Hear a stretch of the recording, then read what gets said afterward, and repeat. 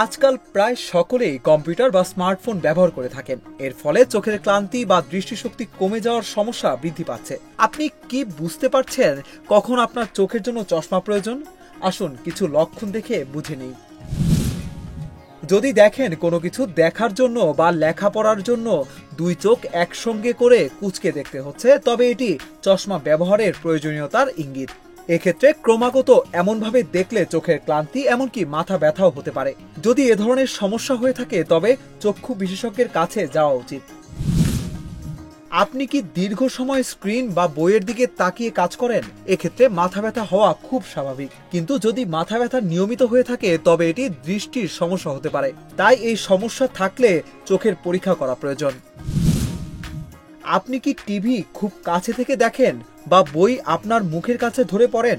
এটা চোখের দৃষ্টির সমস্যার লক্ষণ হতে পারে। যদি এমনটা ঘটে থাকে তাহলে চশমা আপনাকে স্বাভাবিক দূরত্বে বসে বসে স্পষ্ট দেখতে সাহায্য করবে।